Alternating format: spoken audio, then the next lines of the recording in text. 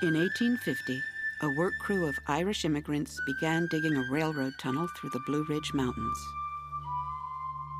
In 1858, the first train passed through that tunnel. In 1944, the tunnel was closed. But that was not the end of the story. Today, if you stand at Rockfish Gap in the Blue Ridge Mountains, in front of you to the east is the Piedmont region of Virginia. Behind you, to the west, is the Shenandoah Valley. Below you, 700 feet below you, is the Claudius Crozet Blue Ridge Railroad Tunnel. Hidden deep in the heart of the mountains, it has been waiting nearly 80 years to be discovered. This is the story of the creation and the recreation of the Blue Ridge Tunnel.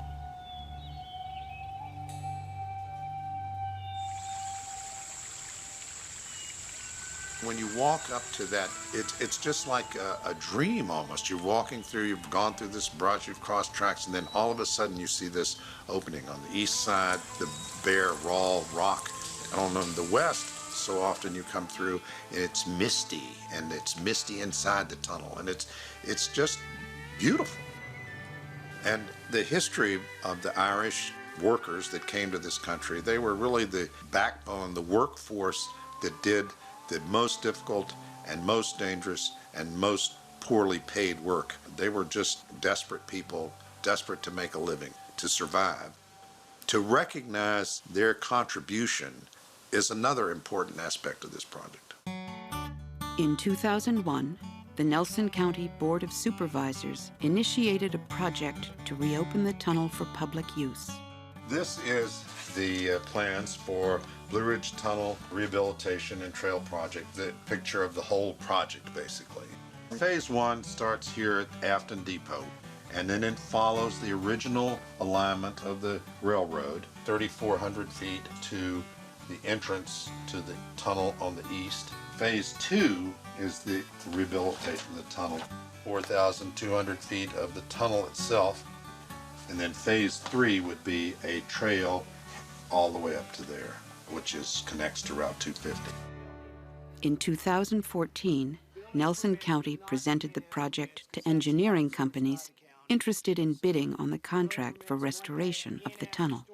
We're going to be visiting the tunnel here later. I will tell you that when I first walked into the east portal, I wore some boots that just came to my knees, but the water went over that boot, and I had my boots full of water. So today I brought some hip boots to go in there. The trail to the tunnel's eastern portal is more than half a mile and will require the construction of a gravel path and safety fencing. During World War II, the new tunnel was built just 50 feet from the old one to accommodate larger, modern trains on the CSX line. Although the rock walls are remarkably intact, there is considerable work to be done to control the flow of water that seeps in through the mountain. But an even bigger challenge will be the removal of two massive 12-foot thick concrete bulkheads. They were installed in the 1950s to create a large chamber for the storage of propane. Unfortunately, the propane seeped out about as easily as the water seeps in. After several companies reviewed the project, FCE, Fielder's Choice Enterprises, was awarded the contract. To me, clearly, it's a treasure. It is a historical treasure that most people don't really know much about. And you can talk endlessly about what a great thing it is, but you've got to go to it and walk in that tunnel to see it. Gentlemen who work in the tunnels, they're tunnel rats. Rats in the sewer, rats where, well, that's what you are in a tunnel. You're in a confined area, and you better be a special individual to tolerate that. The boys would work with their dad in the tunnel.